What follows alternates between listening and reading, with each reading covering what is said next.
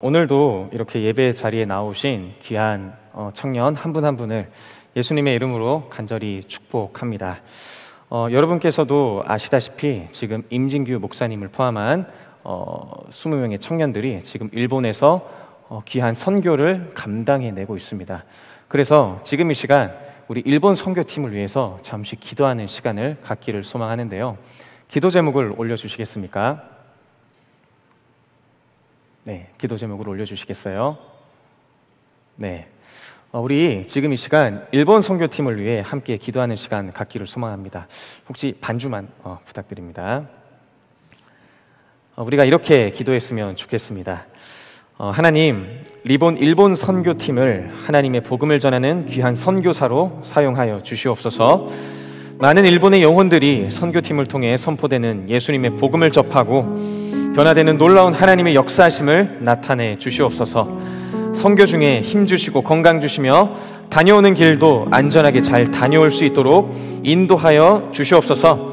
이러한 기도 제목을 하나님께 올려드리며 우리 함께 기도하는 시간 갖겠습니다. 함께 기도하겠습니다. 사랑이 많으신 아버지 하나님의 은혜에 감사드립니다. 주님의 귀한 은혜로 말미암아 귀한 일본 선교팀을 불러주시고 일본 영혼들을 향해 나아가게 하시니 감사드립니다. 하나님, 간절히 구하옵기는 일본 선교팀을 하나님의 복음을 전하는 귀한 선교사로 사용하여 주시옵소서. 그리고 많은 일본의 영혼들이 선교팀을 통해 선포되는 예수님의 거룩한 복음을 접하고 변화되는 놀라운 하나님의 역사하심을 그 땅 가운데 나타내 주시옵소서. 그리고 선교하는 중에 힘 주시고 건강 주시며 다녀오는 길도 안전하게 잘 다녀올 수 있도록 인도하여 주시옵소서. 선교의 모든 과정을 인도하여 주시고 선교하는 과정, 모든 그 과정 속에서 살아계신 하나님을 온전히 경험하는 귀한 은혜의 시간이 될 수 있도록 하나님 인도하시고 역사하여 주시옵소서.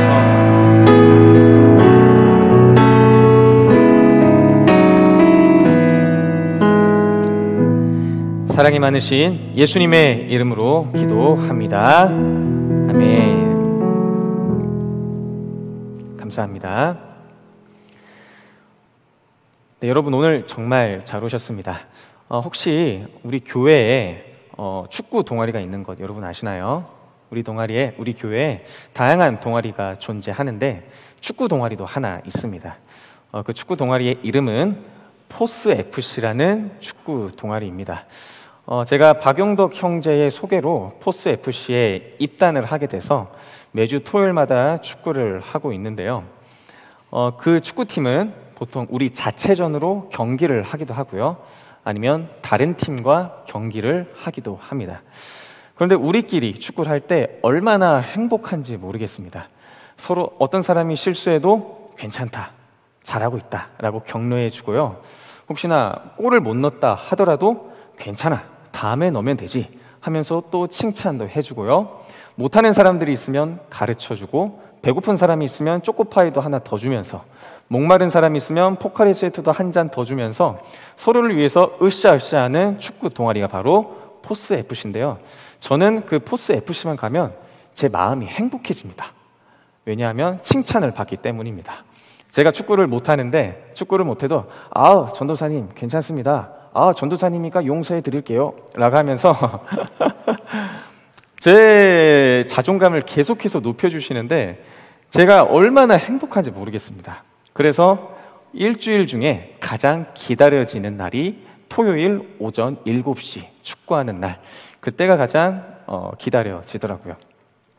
그런데 우리끼리 축구를 하면 이렇게 재밌는데 다른 팀과 경기를 진행할 때도 있습니다. 그러면 그때 축구팀의 분위기는 사뭇 진지해지기 시작합니다.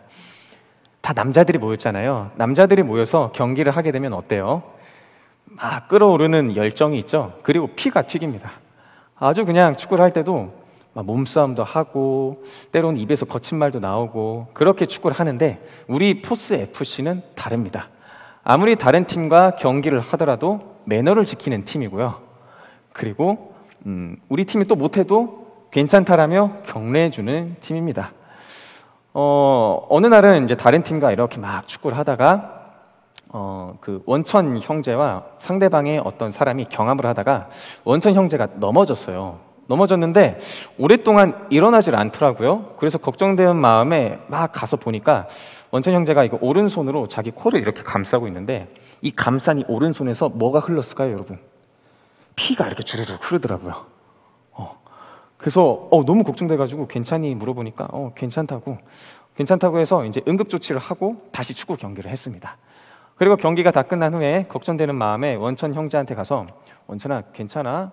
이렇게 물어보니까 그때 이제 막 코를 이렇게 만지면서 전우사님 너무 아파요. 코뼈가 부러진 것 같아요. 코가 막 빨갛게 부은 것 같아요. 라고 하면서 자기의 아픔을 막 표현하더라고요. 그런데 제가 궁금한 게 하나 있었어요. 뭐냐면 혹시 그렇게 코피가 날 정도로 세게 맞았는데 화는 안 났어? 라고 이렇게 물어보니까 지금 제가 기억하기로는 원천 형제가 이렇게 말했던 것으로 기억합니다. 네, 화는 났는데 제가 교회 다니는 사람이어서 화를 내지 않았습니다. 라고 그렇게 얘기했던 원청 형제의 말이 지금도 그렇게 기억이 남더라고요. 참으로 많이 인상 깊었습니다. 원천 형제가 자기가 교회 다니는 사람이기 때문에 그리스도인이기 때문에 내가 표현해야 될 화라든지 내가 나타내야 될 거친 말이라든지 이런 것들을 자제하면서 행동했던 것처럼 지금 이 시대를 살아가고 있는 그리스도인들도 자신의 행동과 자신의 말을 조심합니다. 왜냐하면 믿지 않는 사람들이 우리를 보았을 때 우리를 통해서 교회를 보게 되고 우리를 통해서 예수님을 보기 때문에 혹시나 나의 행동 때문에 믿지 않는 사람들이 시험을 당하지 않을까, 믿지 않는 사람들이 마음에 상처를 받지 않을까 고민하면서 나의 말과 행동을 조심하면서 생활하고 있습니다. 그렇게 이렇게 생각하는 우리의 모습처럼 바울도 그렇게 생각했던 모양입니다. 오늘 우리가 읽었던 이 디도서는 바울이 디도라는 목회자에게 쓴 편지가 바로 이 디도서입니다. 그런데 이 디도서에는 디도의 그레데 섬에 살고 있는 사람들이 어떠한 삶을 살아야 하는지 굉장히 세세하게 알려줍니다. 바울이요. 그런데 바울은 여러분이 알고 있다시피 바울은 어떤 신앙을 가르쳐줬던 인물이었나요? 바울은 믿음을 강조한 사도였습니다. 믿음을 강조했던 사도인데도 불구하고 이 바울은 믿음을 강조하기보다 행위를 강조하며 행동을 강조하며 정말 세세하게 편지를 쓰면서 권면을 했습니다.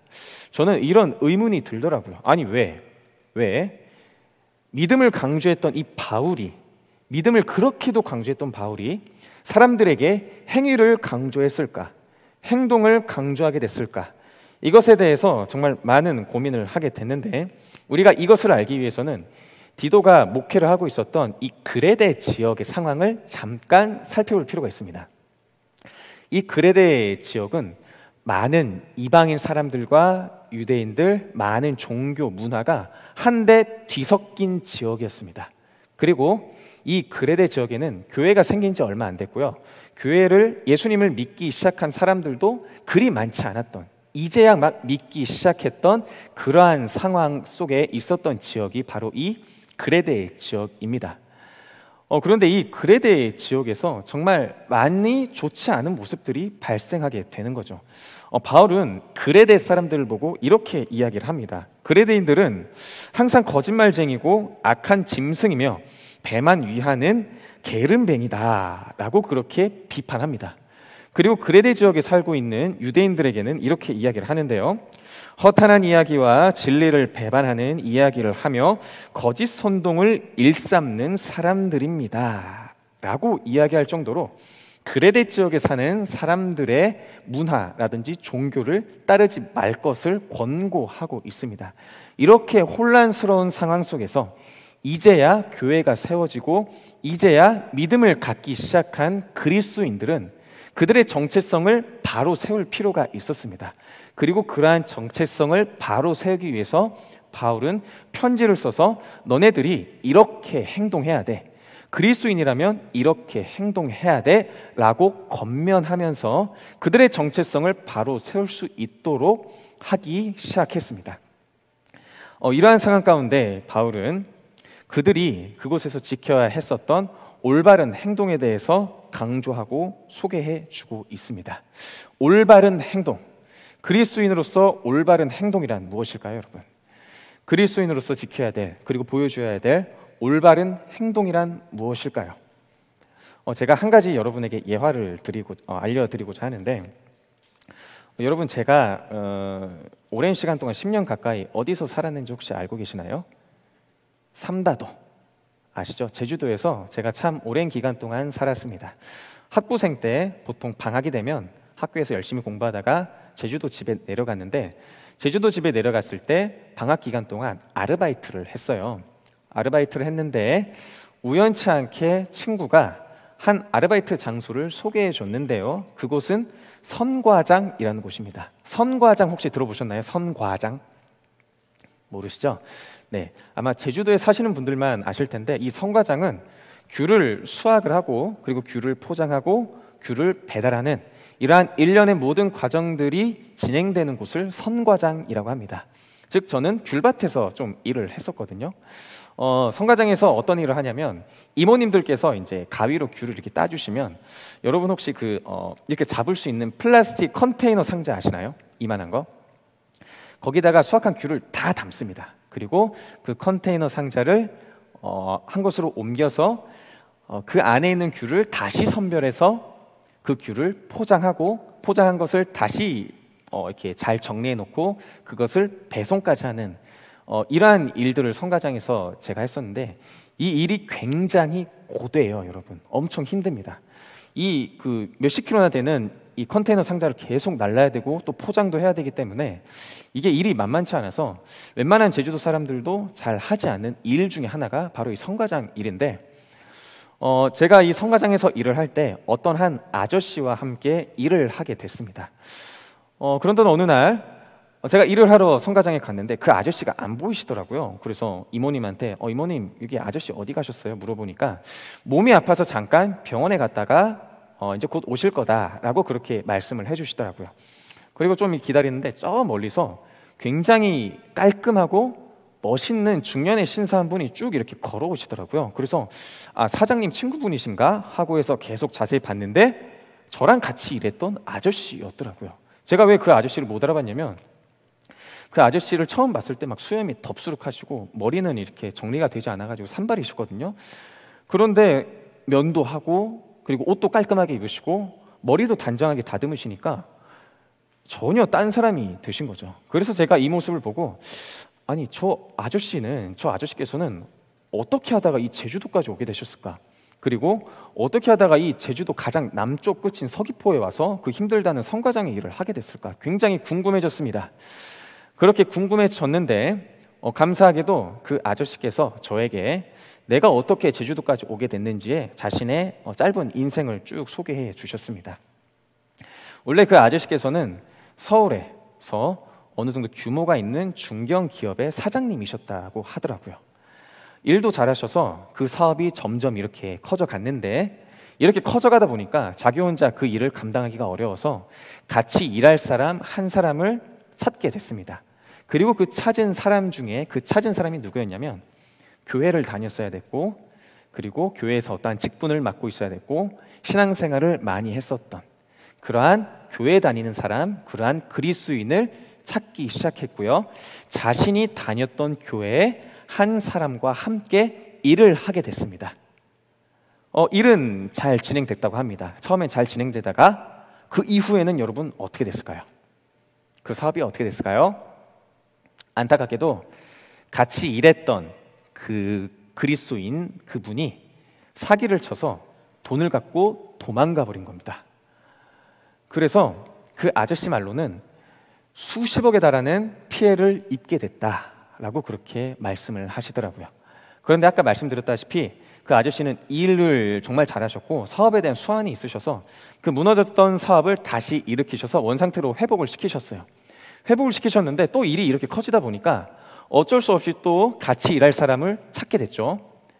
이때 이 아저씨가 어떤 생각을 했냐면, 그래, 한 번 정도는 속을 수 있지, 설마 두 번째까지 나를 속일 수 있을까, 사기를 칠 수 있을까 라고 생각을 하면서 자신이 가장 믿을 수 있는 사람, 자신이 가장 신뢰할 수 있는 사람이라고 생각했던 또 다른 그리스도인과 함께 사업을 하기 시작했습니다.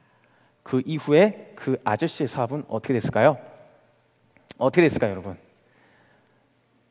네, 감사합니다. 네, 안타깝게도 또 사기를 당하셨습니다. 그런데 이번에는 너무나도 좀 더 크게 상해를 당하신 나머지 그 회사가 망하게 됐고요. 그 망한 회사로 인해서 가족들이 뿔뿔이 흩어지게 됐고, 더욱더 안타까웠던 점은 같이 살고 있던 사모님과 이혼까지 하게 되셨다고 합니다. 저는 이 이야기를 듣고 제 마음이 너무 안타깝고 큰 충격을 받았습니다. 이 이야기를 들었던 적이 10년 전인데도 불구하고 지금까지 제 머릿속에 뚜렷하게 기억이 남는 이유가 그만큼 제가 큰 충격을 받았기 때문이죠.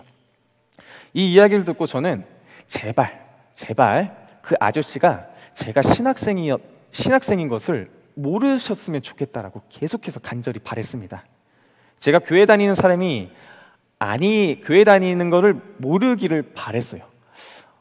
시간이 지나고 감사하게도 이제 그 성가장에서 일손이 더 이상 필요하지 않게 돼서 그 성가장의 일을 그만두면서 그 아저씨와 헤어지게 됐었는데, 저는 이 이야기를 듣고 아까 말씀드렸다시피 참 많은 큰 충격을 받았습니다. 그리고 그 아저씨의 인생이, 그 아저씨의 삶이 너무나도 안타깝게 느껴지더라고요. 그리고 그 아저씨를 위해서 할 수 있는 것이 없다는 그러한 안타까움 때문에 참 많이 고민을 하고 제 스스로도 참 잘 살아야겠다라고 생각을 하게 됐던 그러한 경험을, 그러한 예화를 여러분께 말씀을 드립니다. 이것처럼 오늘날의 기독교는 이 사회 속에서 참 많은 신뢰를 잃었습니다. 여러분도 그렇게 느끼고 계시나요? 내가 교회 다니는 사람이란 걸 얘기하는 것이 힘든 세상입니다. 그리고 내가 교회 간다는 것 때문에 눈치를 받아야 된다는 그러한 상황입니다.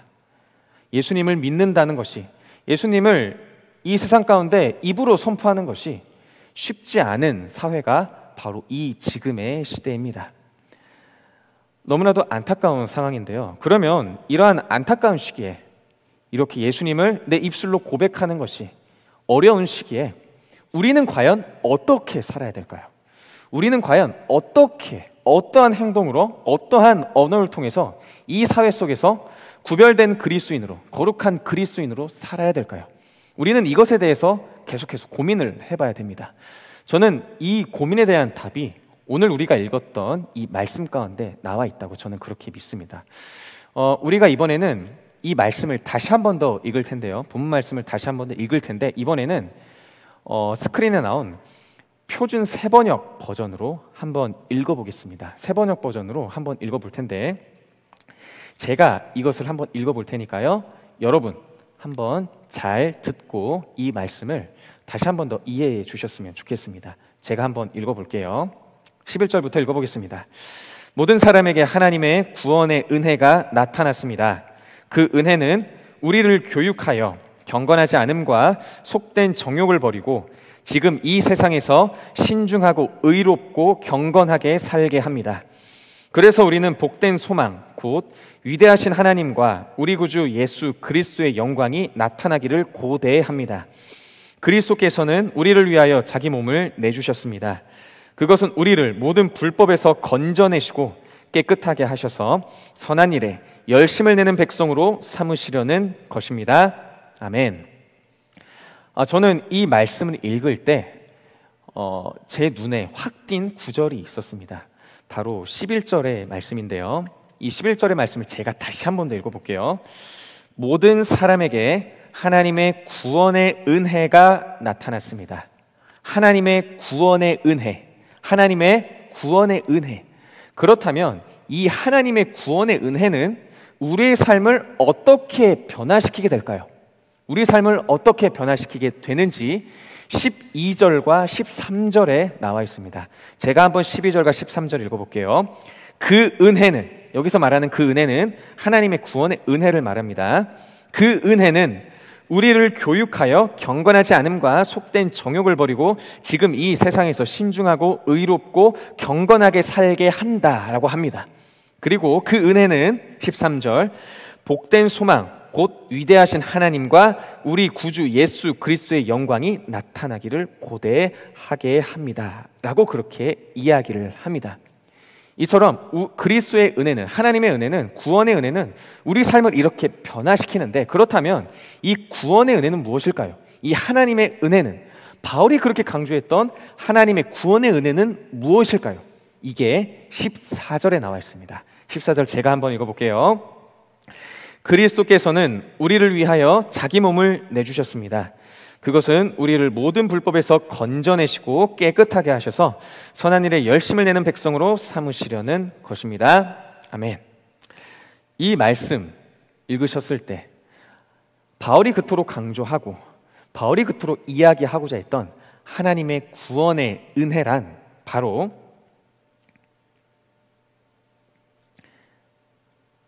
그리스도께서 우리를 위하여 자기 몸을 내주신 것입니다. 그리스도께서 우리 몸을 위하여 자기 몸을 내어주신 것입니다. 이 14절의 말씀을 다시 한 번 더 제가 읽어볼게요. 그리스도께서 우리를 위하여 자기 몸을 내주셨습니다. 그것은 우리를 모든 불법에서 속량하시고 깨끗하게 하셔서 선한 일에 열심을 내는 당신의 백성이 되게 하시려는 것입니다. 아멘. 바울이 그토록 하고자 했던 말, 하나님의 구원의 은혜는 바로 이 14절에서 나온 우리를 위하여 자기 몸을 내주신 그 위대한 사랑을 말하고 있는 것입니다. 우리를 위하여 자기 몸을 내어주신 그 위대한 사랑. 저는 우리가 이 위대한 사랑을 기억할 때에, 우리가 이 위대한 사랑을 기억할 때, 생각할 때에 우리의 삶이 세상 속에서 살아갈 때 우리의 행동이 세상 가운데서 바르게 나타나게 하는 유일한 방법임을 저는 그렇게 믿습니다. 예수님께서는 여러분들을 구원하셨습니다. 그리고 여러분들을 너무나도 사랑하셔서 이 땅 가운데 오셨습니다. 그리고 그 사랑을 우리에게 직접 보여주셨습니다. 우리는 그러한 하나님의 은혜에 감사하며 여러분들을 구원하신 주님의 이름을 찬양하며 그 이름에 반응하여 여러분의 삶으로 감사함을 표현하며 살아가야 합니다. 예수님께서 나를 위해서 보여주신 그 구원의 은혜를 기억하며 그 은혜를 항상 생각하며 나는 이 구원의 은혜를 기억하겠습니다. 나는 이 구원의 은혜를 기억하며 예수님께서 원하시는 삶을 살아가겠습니다. 그 은혜에 감사하며 그 은혜에 합당한 삶을 살아가겠습니다. 라고 우리 자신은 계속해서 그 은혜를 기억해야 됩니다. 그 은혜를 기억할 때, 그리고 그 은혜대로 살아갈 때 우리가 세상 가운데서 예수 그리스도의 이름을 온전히 선포하며 하나님께서 우리에게 보여주신 그 구원의 은혜에 대해 합당하게 살아가는 유일한 방법이라고 저는 그렇게 여러분에게 감히 말씀드리고 싶습니다. 예수님은 여러분을 구원해 주셨습니다. 예수님은 여러분들을 사랑하십니다. 그 구원의 사랑으로 여러분을 인도해 주셨습니다. 그 사랑에 항상 감사하며 그 사랑에 합당한 삶을 살아가시는 여러분이 되시기를 간절히 소망하며 오늘의 말씀을 마치겠습니다. 우리 이 오늘의 말씀을 마칠 때 우리가 아까 읽었던 이 디도서 2장 11절에서 14절의 말씀을 표준 세번역 버전으로 읽으면서 이 말씀을 마치고자 합니다. 화면에 띄워주시겠어요? 우리 함께 읽도록 하겠습니다. 시작. 모든 사람에게 하나님의 구원의 은혜가 나타났습니다. 그 은혜는 우리를 교육하여 경건하지 않음과 속된 정욕을 버리고 지금 이 세상에서 신중하고 의롭고 경건하게 살게 합니다. 그래서 우리는 복된 소망, 곧 위대하신 하나님과 우리 구주 예수 그리스도의 영광이 나타나기를 고대합니다. 그리스도께서는 우리를 위하여 자기 몸을 내주셨습니다. 그것은 우리를 모든 불법에서 건져내시고 깨끗하게 하셔서 선한 일에 열심을 내는 백성으로 삼으시려는 것입니다. 아멘.